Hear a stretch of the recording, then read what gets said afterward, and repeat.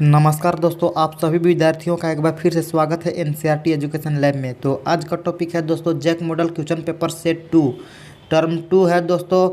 Jack model question paper set 2 है और class 10th है और विषय विज्ञान।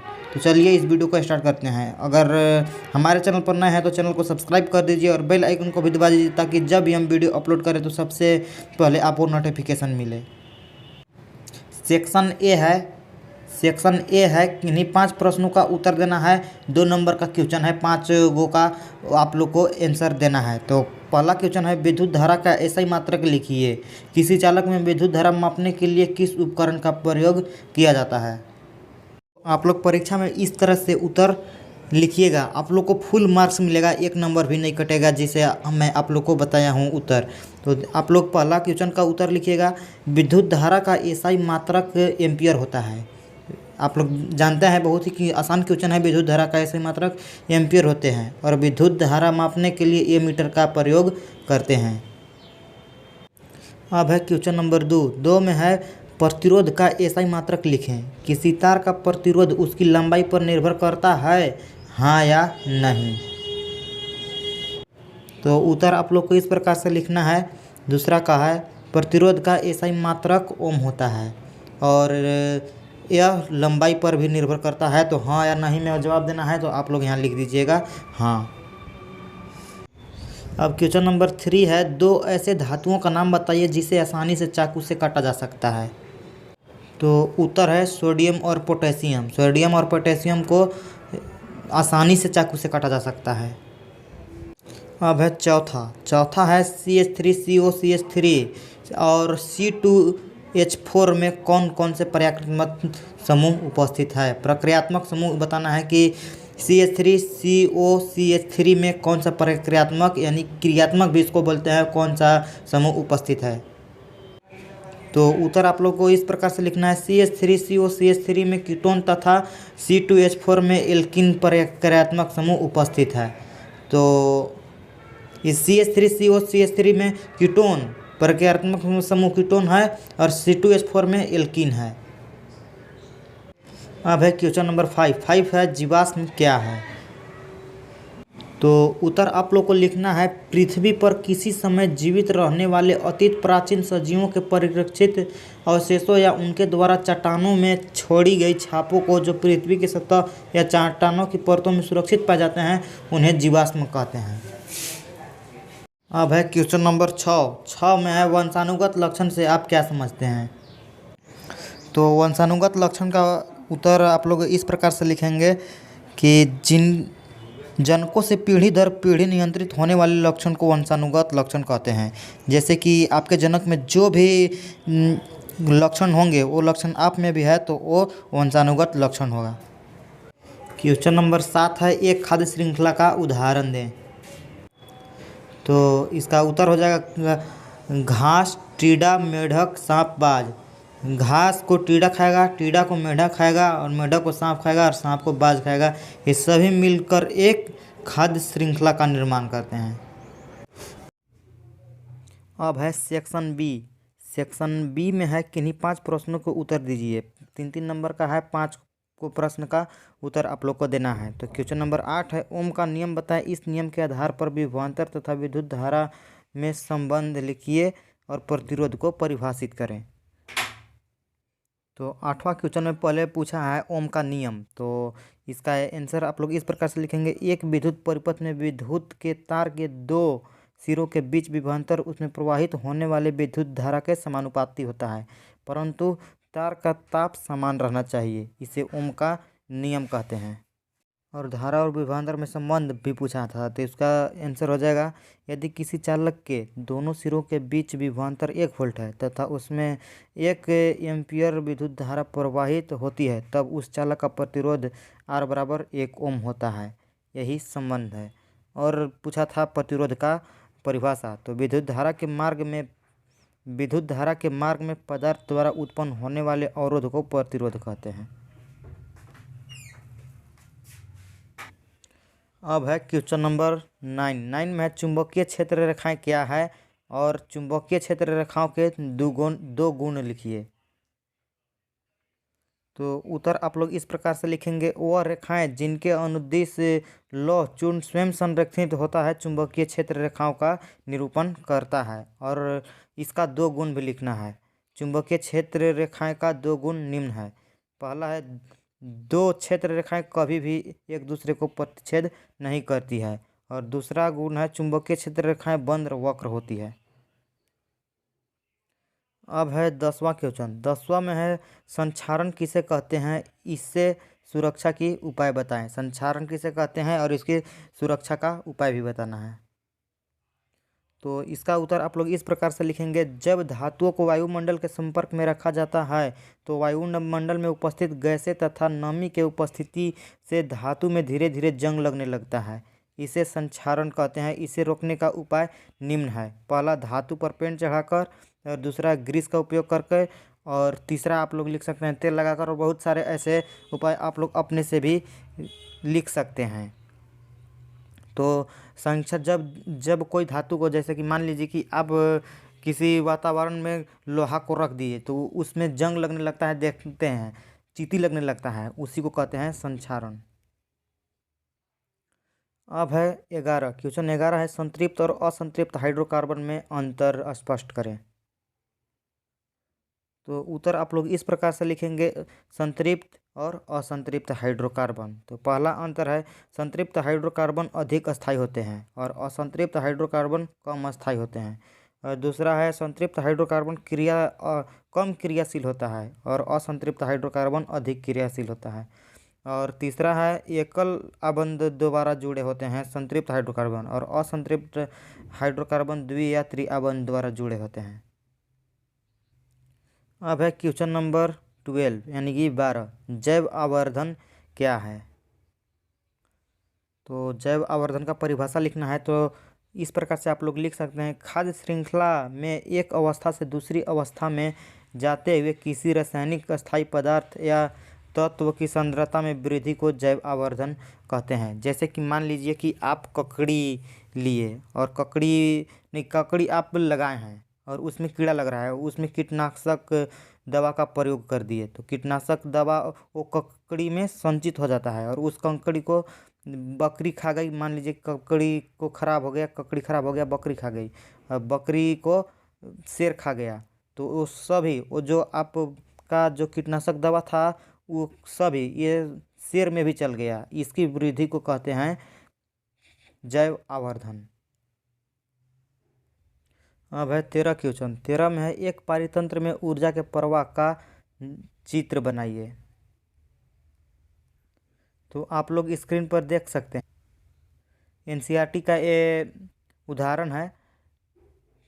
एक पारितंत्र में ऊर्जा के प्रवाह का आरेख चित्र आप लोग को इसी प्रकार से बनाना है। पहले सूर्य का प्रकाश, इसके बाद उद्वादक, इसके बाद शाकाहारी, और इसके बाद मांसाहारी, इसको छोटे मांसाहारी भी कहते हैं, और इसके बाद शीर्ष मांसाहारी, इसे बड़े मांसाहारी भी कहते हैं। अब है क्वेश्चन नंबर 14। 14 में है, मेंडल ने अपने प्रयोग के लिए मटर के पौधे का चयन क्यों किया। बहुत ही इंटरेस्टिंग क्वेश्चन है कि जो मेंडल है वो मटर का ही चयन क्यों किया।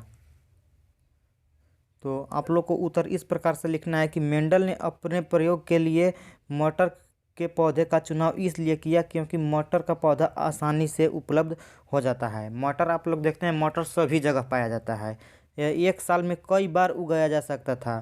तो इससे उसको क्या फ़ायदा होगा, मान लीजिए कि मटर एक साल में कई बार उगाया जा सकता है, तो मेंडल जो प्रयोग किया वो कई कई बार कर सकता था, और उसे जांचने के लिए कि ये सही है या नहीं है। वो एक साल में मान लीजिए कि वो 4 बार किया तो 4 बार में वो अपना पता लगा लेगा।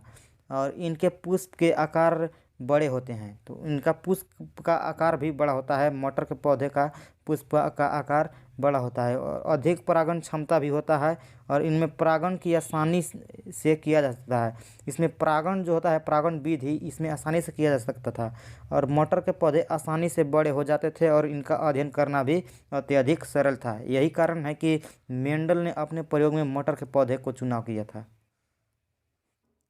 अब है सेक्शन सी। सेक्शन सी में है 5 नंबर का क्वेश्चन है, नहीं 3 नंबर का क्वेश्चन है और 5 का उत्तर देना है। किन्हीं 3 प्रश्नों का ही उत्तर देना है, 5 नंबर का है, 3 क्वेश्चन का ही उत्तर देना है। तो क्वेश्चन 15 है, एक विद्युत परिपथ में 3 प्रतिरोध को जिनके प्रतिरोध क्रमशः R1 R2 R3 को पार्श्व क्रम में जोड़ा गया है। आप लोग के पास 3 प्रतिरोध है, R1 R2 और R3, इन लोग को पार्श्व क्रम में जोड़ा गया है। विद्युत परिपथ का समतुल्य प्रतिरोध के लिए व्यंजक प्राप्त करें। तो इसका उत्तर आप लोग इस प्रकार से लिखेंगे, देख सकते हैं आप लोग इसे कैसे व्यंजक प्राप्त किया गया है, कैसे सिद्ध किया गया है। आप लोग यहाँ देखिए 3 प्रतिरोध है, R1 R2 तथा R3 है, और इसके में जो विद्युत धारा जो बह रहा है वो I है, और I 3 भागों में बट गया है। R1 में बट गया है, देखिए प्रतिरोध जो धारा है वो R1 के पास भी जाएगा, R2 के पास भी जाएगा और R3 के पास भी जाएगा। तो ये तीनों मिलाकर I बन रहा है, जो I ही 3 में बटा हुआ है। इतना समझ गए। अब इसको समीकरण 1 मान लेते हैं, और इसके बाद देखिए ओम के नियम से, ओम के नियम आप लोग जब पढ़ते हैं, V बराबर आई आर, आई बराबर V बटा आर होता है। तो I1 बराबर V बटा R1 हो जाएगा, I2 बराबर V बटा R2 हो जाएगा, और I3 बराबर V बटा I3 हो जाएगा। इस समीकरण 2 हो गया। अब समीकरण 1 तथा 2 को आप लोग ध्यानपूर्वक से देखेंगे और सॉल्व करेंगे तो V बटा आर बराबर V बटा R1 प्लस V बटा R2 प्लस V बटा R3 हो जाएगा। और इसके बाद इसको सॉल्व करेंगे तो 1 बटा आर, देखिए V जो है 1 बटा आर, यहाँ देखिए ये इसको देखिए और इसको देखिए और इसको देखिए, 1 बटा आर बराबर 1 बटा R1 प्लस 1 बटा R2 प्लस 1 बटा R3 हो जाएगा। अब है क्वेश्चन नंबर 16 है, विद्युत मोटर क्या है, इसका सिद्धांत लिखिए। एक विद्युत मोटर का नामांकित चित्र बनाइए एवं इसके 2 उपयोग लिखिए। तो उत्तर आप लोग इस प्रकार से लिखेंगे, विद्युत मोटर एक ऐसी घूर्णन युक्ति है जो विद्युत ऊर्जा को यांत्रिक ऊर्जा में रूपांतरण कर देता है। विद्युत मोटर जो है वो विद्युत ऊर्जा को, जैसे कि पंखा जो है वो विद्युत ऊर्जा उसमें आ रहा है और वो यांत्रिक ऊर्जा में बदल दे रहा है, वो पंखा घूमने लग रहा है, उसी को कहते हैं ये विद्युत मोटर। तो विद्युत मोटर का सिद्धांत भी पूछा है। तो जब किसी आयताकार कुंडली को चुंबक क्षेत्र में रखा जाता है और उससे धारा प्रवाहित की जाती है तो कुंडली पर बल कार्य करता है जो उसे लगातार घुमाती है, इसे विद्युत मोटर का सिद्धांत कहते हैं। और इसका चित्र भी, नामांकित चित्र भी पूछा है। तो आप लोग स्क्रीन पर देख सकते हैं इसका चित्र कैसे बनाया गया है। आप लोग को ठीक इसी प्रकार से बनाना है। यहाँ देखिए विभिन्न वलय है, ये ब्रूस है, एक्स तथा वाई। यहाँ देखिए एक्स है और यहाँ वाई है, यहाँ पी है और क्यू है, ये 2 है, 2 है, ये ऐसे घुमाया दिया गया है, और ये चुंबक है। और इसका उपयोग भी पूछा है। तो इसका उपयोग आप लोग लिख सकते हैं विद्युत पंखा में, रेफ्रिजरेटर में, वॉशिंग मशीन में इत्यादि। आप लोग बहुत सारे से ऐसे एग्जाम्पल जानते हैं और लिख सकते हैं। अब चलिए नेक्स्ट क्वेश्चन को देखते हैं। अब है 17 में समायोता किसे कहते हैं, पेंटेन के समायोगों के नाम एवं संरचनात्मक सूत्र लिखिए। तो उत्तर आप लोग इस प्रकार से लिखेंगे, समायोता का, वे कार्बनिक यौगिक जिनके अणुसूत्र समान रहते हैं लेकिन भौतिक और रासायनिक गुण भिन्न भिन्न होते हैं समावयी कहलाते हैं, और ऐसी घटना को समायोता कहते हैं। जैसे मान लीजिए कि पेंटेन का सामान्य सूत्र अलग अलग है। देखिए नॉर्मल पेंटेन, आइसोपेंटेन और नियोपेंटेन, इनका नाम ये सब पेंटेन नहीं है, इसमें कार्बनों की संख्या एक ही है लेकिन इनकी संरचना सूत्र और इनका गुण अलग अलग है। अब है क्वेश्चन नंबर 18 में है, 18 के ए में है ओजोन क्या है, और बी में है यह किसी परितंत्र को किस प्रकार प्रवाहित करता है, और सी है ओजोन परत के क्षय को कम करने के लिए क्या कदम उठाए गए हैं। तो चलिए तीनों प्रश्नों का हम लोग उत्तर देखते हैं। तो उत्तर है, ओजोन ऑक्सीजन के 3 अणुओं से मिलकर बनता है। ओजोन पृथ्वी की सतह पर एक आवरण बनाती है जो पराबैंगनी किरणों से बचाती है। तो ओजोन, सिंपल सी बात है कि ओजोन वो ऑक्सीजन के 3 अणुओं से बनता है, उसे ओजोन कहते हैं। और इसका बी में भी यही है कि इसकी ओजोन ऑक्सीजन के 3 अणुओं से मिलकर बनता है और ओजोन पृथ्वी की सतह पर एक आवरण बनाती है जो पराबैंगनी विकिरणों से बचाती है। या कैसे क्या करती है उसका लिखना था बी में, तो ए आप लोग ए का उत्तर ही लिख दीजिएगा। और सी में पूछा है इसको सीमित रखने के लिए क्या क्या कदम उठाए गए हैं, तो इसका आंसर हो जाएगा इस क्षति को सीमित रखने के लिए 1987 में संयुक्त राष्ट्र पर्यावरण कार्यक्रम जिसे यूएचईपी में सर्वसम्मति यही बनी है कि क्लोरोकार्बन के उत्पादन को 1986 के स्तर पर सीमित रखा जाए। अब देखिए 20वां की 19 है, बच्चों में मानव में बच्चे का लिंग निर्धारण कैसे होता है। 5 नंबर का क्वेश्चन है, आप लोग को उत्तर इस प्रकार से लिखना है। मानव में 23 जोड़े गुणसूत्र पाए जाते हैं। मादा में गुणसूत्र XX तथा पुरुषों में XY होते हैं।